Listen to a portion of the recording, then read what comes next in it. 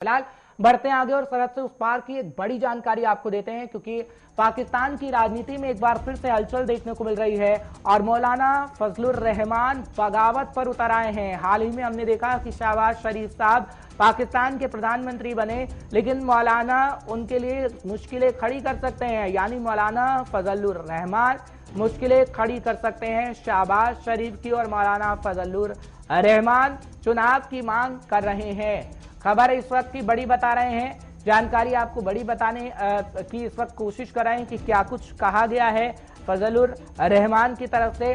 वो कहते हैं कि चुनाव करवाएं और शहबाज शरीफ साहब जो पहले हमारे बखूबी नाम लिया करते थे, आजकल वो हमारे नाम भूल गए हैं। कोई अहम पद नहीं दिया गया शहबाज शरीफ की कैबिनेट में, इसलिए नाराज हैं मौलाना फजलुर रहमान। और ये कहा जाता है कि चुनाव की मांग की जा रही है मौलाना की तरफ से।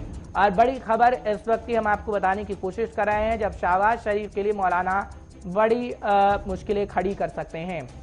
हालांकि इमरान खान को लेकर किस तरीके से उनकी बातें सामने आई, इससे पहले परवेज मुशर्रफ को लेकर भी मुश्किलें उनकी तरफ से खड़ी की गई। समय समय पर वो राजनीति में ना होकर भी कई बड़े नेताओं के लिए चुनौती बनते आए हैं, लेकिन अब ये लग रहा है कि शहबाज शरीफ के लिए वो चुनौती बनते हुए नजर आएंगे।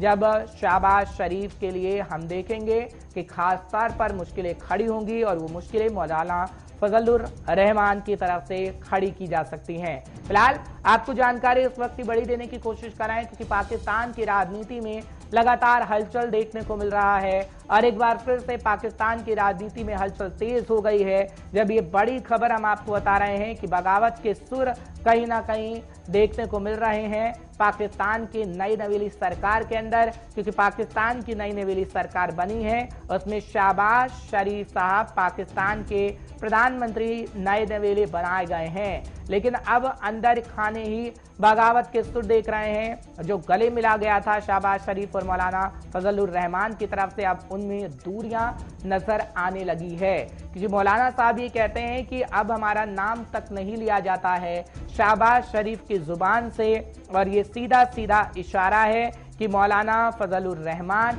मुश्किलें खड़ी कर सकते हैं आगे आने वाले समय में शहबाज शरीफ के लिए। खैर ये तो वक्त ही बता पाएगा, लेकिन रहमत कलीम हमारे साथ जुड़ रहे हैं, हमारे सहयोगी पूरी नजर इस खबर पर बनाए रखे हुए हैं। रहमत, बहुत बहुत शुक्रिया हमारे साथ जुड़ने के लिए, आपका समय देने के लिए बहुत बहुत आभार।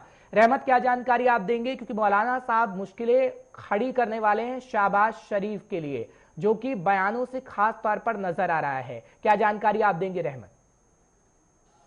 जी देखिए, बिल्कुल पाकिस्तान में भी सरकार बने, नई सरकार बने एक हफ्ता, आज छठा दिन है। 11 तारीख को हल्फ लिया था शहबाज शरीफ ने और आज 18 तारीख है। 6 दिन हुए हैं, लेकिन अभी तक के कैबिनेट का ऐलान नहीं हो पाया है, क्योंकि जो इत्तेहादी हैं, जो एक बड़ी इत्तेहाद के साथ ये सरकार बन रही है, इसमें कहीं ना कहीं पहले दिन से ही कैबिनेट में किसको शामिल होना है, किसको नहीं होना है, किसको मंत्रालय दिया जाए, किसको नहीं दिया जाए, इसी पर इतना माथापेची और इतना खींचतान है कि अभी तक के एक हफ्ता गुजरने के बाद भी कैबिनेट की तैयारी मुकम्मल नहीं हो पाई है। खबर है कि आज शाम तक या कल सुबह तक के ऐलान किया जा सके कि कैबिनेट में कौन कौन पार्टी से कितने कितने लीडर होंगे, कितने कितने मिनिस्ट्री किसको दी जाएगी। मौलाना फजलुर रहमान जाहिर सी बात है अपनी हैसियत रखते हैं और इस इत्तेहाद में बहुत ही अहम मोड़ रखते हैं और बहुत अच्छी पोजीशन में हुए। खबर यह थी कि मौलाना फजलुर रहमान को सदर पाकिस्तान के लिए बाज़ाब्ता तौर पर प्रोजेक्ट किया जाएगा, लेकिन ऐसी तस्वीर बन नहीं रही है जिसमें सदर की कुर्सी खाली होती हुई दिखाई दे। इसलिए फजलुर रहमान को भी समझ में आ रहा है कि उनको बहुत ज़्यादा कुछ इस सरकार में मिलने को नहीं है,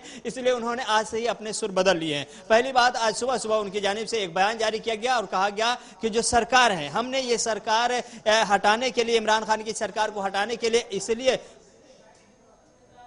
जी रहमत, आप कंटिन्यू करिए, आपकी आवाज आ रही है मुझे।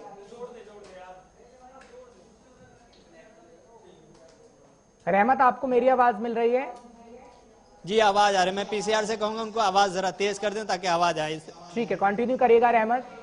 हाँ, तो मैं कह रहा था कि मौलाना फजलुर रहमान के हवाले से जो खबरें थी वो ये थी कि वो बता रहे हैं कि ये सरकार ज्यादा दिन तक नहीं चलेगी, ज्यादा से ज्यादा चलेगी तो 1 साल तक चलेगी, उससे ज्यादा तक नहीं। चूंकि जिस मिशन के साथ, इस अपोजिशन के साथ मिलकर के इमरान खान को हटाने की कोशिश की गई थी, उस मिशन का एक नाम था, वो ये था कि हमें पहले फुर्सत में इलेक्शन कराने हैं, जल्द से जल्द इलेक्शन कराने हैं। सरकार के सामने, सरकार में होते हुए भी मौलाना फजलुर रहमान ने अब सीधे तौर पर ऑप्शन रख दिया हुआ है कि अब आपको इलेक्शन कराने की जो कुछ हो तैयारियां शुरू कर देनी चाहिए। जो कमियां हैं, अगर आपको लगता है कि इलेक्टोरल प्रोसेस में कहीं धांधली होती रही है या हो सकती है, तो उसको जल्द से जल्द ठीक कर लें और उसके बाद जल्द से जल्द इलेक्शन में आया जाए। मौलाना फजलुर रहमान ने पहले दिन एक तस्वीर तो यह साफ कर दी कि इलेक्शन जल्द चाहते हैं। दूसरी तस्वीर यह है कि इसमें मौलाना फजलुर रहमान ने अपनी नाराजगी इसलिए भी दिखाई क्योंकि उनको इस कैबिनेट में जगह उतनी नहीं मिल रही है जितनी मिलनी चाहिए। साथ ही साथ उनको ज्यादा जगह मिल रही है जो उनके खिलाफ इलेक्शन में लड़े थे और आइंदा भी लड़ेंगे। इसमें एक आजाद उम्मीदवार को भी मंत्री बनाने की खबर है कि उन्हें बनाया जा रहा है, जिससे मौलाना फजलुर रहमान नाराज है।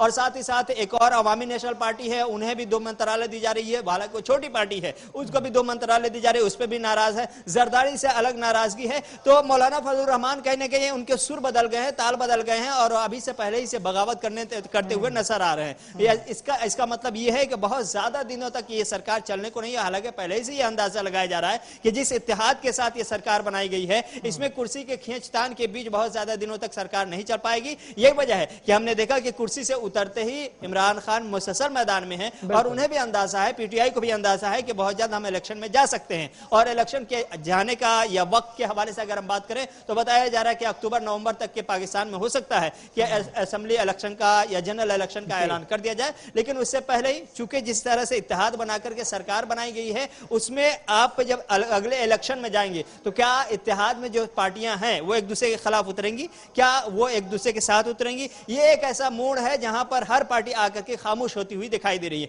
यह वजह है कि हर पार्टी यही चाह रही है कि इससे पहले कि हमारे रिश्ते और गहरे हो जाए, सरकार ज्यादा दिन तक चल जाए और इल्जामात लगाने का, अपोजिशन को इल्जामात लगाने का ज्यादा मौका मिल जाए। इसलिए हमें कोशिश करनी होगी कि यहीं पर रोक करके जल्द से जल्द असेंबली इंतखाबात कराए जाए, ताकि हम जिस पोजीशन में हैं अपनी पूरी सीट के साथ मैदान में रहेंगे, दूसरे इत्तेहादी जो अपनी पोजीशन के साथ है वो अपने मैदान में रहेंगे, ताकि हमारा इत्तेहाद भी मजबूत न रहे और हम मैदान में भी अलग अलग सेपरेट पूरी सीटों के साथ मैदान में नजर आए। तो ये एक कोशिश है, मुझे मौलाना फजलुर रहमान पहले ही दिन कहते हुए नजर आ रहे हैं। देखना होगा कि आगे क्या कुछ होता है, लेकिन ऐसे इम्कानात हैं कि बहुत जल्द पाकिस्तान की सियासत में और शहबाज शरीफ की कुर्सी फिर से खतरे में पड़ सकती है और इसका आगाज आज मौलाना फजलुर रहमान ने कर दिया। चलिए रहमत, बहुत बहुत शुक्रिया तमाम जानकारी पहुंचाने के लिए, दर्शकों को अपडेट रखने के लिए।